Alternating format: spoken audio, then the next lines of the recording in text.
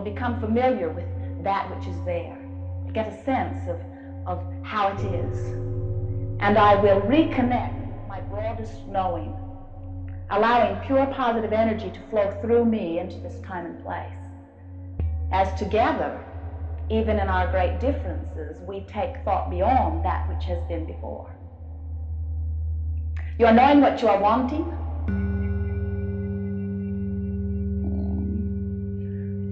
You come with reason. It moves about a bit, doesn't it? Have you noticed that some of your wanting erupts out of an awareness of what you do not want? Have you noticed that you never know more clearly that you want to be well than when you are sick? Or have you noticed that you never know more clearly that you want more money than when you do not have enough money? So sometimes out of that lackful experience erupts wanting. I want to be well, you say, or I want more money. But what happens is the wanting, as it erupts and as you speak it, your words are empty and hollow, because the vibration from which the wanting is erupted is still dominant and lackful. And so what we have noticed as we have been interacting with our physical friends, who are wonderful action-oriented creatures, believing very much in action and in words, very often you are saying or doing one thing when you are vibrating in opposition, and your vibration is what makes the difference between what is coming to you. It is not through your word or action, but through your vibration that you are attracting. Some of you have been interacting with us, and you have heard us say in the beginning, you are the creator of your experience. And many of you say, yes, I can accept that, especially when things are going well, you are willing to accept that. And then in wanting to be more explicit, we say to you, you are the creator of your experience, but a better word is you are the attractor of your experience. And many of you began to resonate with that word attract.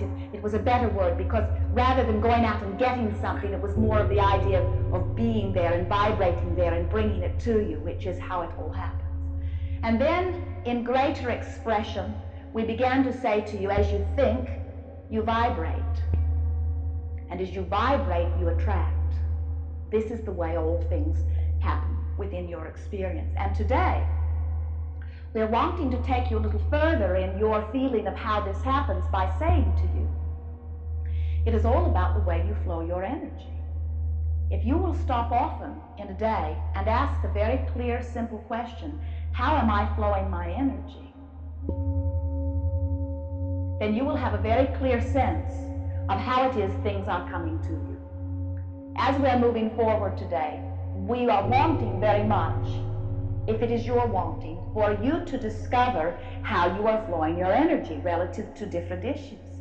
Sometimes what you think you're doing and what you're doing are not the same. If there's something you want that has not come to you yet, then we will say to you, you are not flowing your energy in harmony with what you want. What trips you up, you see, is that you count on words or action. The universe does not understand your words. The universe does not hear the difference between yes and no. When you say yes to something, it is usually something you are wanting. And by your attention to it, you are bringing to you this thing that you are wanting. When you say no to something, it is usually something you are not wanting. But by your attention to it, you are attracting to you this thing that you are not wanting. So what we are wanting to assist you in recognizing is when you are vibrating with something that you are not wanting. And as we're moving forward, we will show you how to very subtly transmute that energy so that you are always consistently flowing your energy toward what you do want. And once you begin to do that, once you start understanding clearly how you're flowing your energy, and once you are more deliberately making decisions about what you are wanting and how you are wanting to flow your energy, then that is when you begin being that which you have come forth to be. Until you are connected with this non-physical stream of energy, you are not adding unto this physical time and place in the way that you have intended it.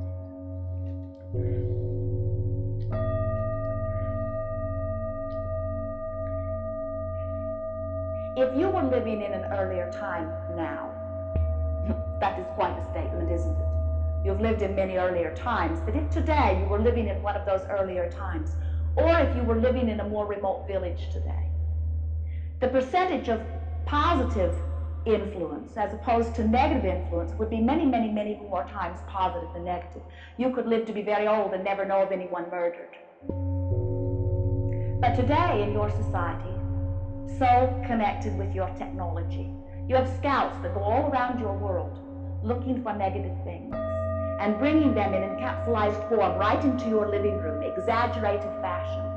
So what is happening to you as you are living today is that there has been a constant, steady eroding of this feeling of well-being. Non-physical energy, pure positive energy, streams into your time and place. It is the same energy that created your planet to begin with, and now it is the energy, the life force, the God force that sustains it. Everything upon your planet receives this pure positive energy. The rocks receive it fully. The beasts receive it fully. The plants receive it fully. It is only man who sometimes does not allow himself to receive it fully because he has learned to focus upon lack. He has learned to think thoughts that cause him to vibrate in a way that causes him to step out of this stream. When you are within this stream of well-being, you are clear. When you step out of it, you are confused. When you are within this stream, you are secure. When you step out of it, you are insecure. When you are within this stream, you are vital and alive. When you step out of it, you are tired and lethargic. When you are within this stream, we call you connected to who you are. When you step out of it, you are not connected. Disconnected is too strong a word, but we use connected and disconnected as a sort of scale to help you feel whether you are within this stream of well-being or out. And so it is our wanting, as we are interacting here today, to assist you in stepping into that stream so that under any and all conditions you are flowing with that which you are. When you are connected, you are so clear-minded. Your timing is good. You zig and zag through life effectively. You attract things that you're wanting. It is delicious. In fact, there is nothing in all of the universe more delicious than to be physically focused and connected to that non-physical stream at the same time. And we will say to you that there is not anything in all of the universe more terrible than to be physically focused and not connected with this stream. You're never really disconnected. We'll put it this way, when you are, they pronounce you dead. And even then you're not disconnected, because in the moment that you re-emerge into non-physical, you are fully connected again. So you will get the sense of this as we are moving forward, that the way you feel is your indicator of all of this. You cannot see how you are flowing your energy. You cannot hear how you are flowing your energy, but you can feel how you are flowing your energy.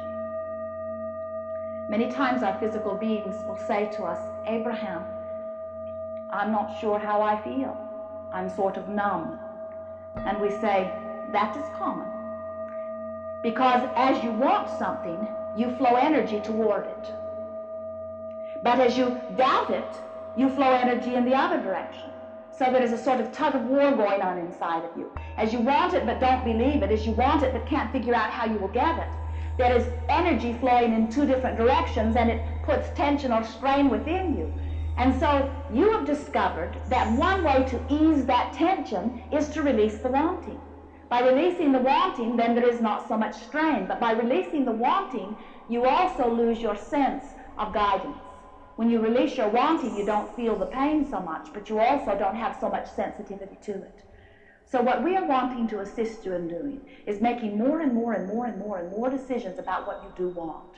Flow more and more energy toward what you do want. And then rather than when you feel that tension, when you find yourself flowing energy in opposition to what you are wanting, rather than releasing the wanting, we're wanting to assist you in transmuting the energy and getting all of the energy flowing with what you do want.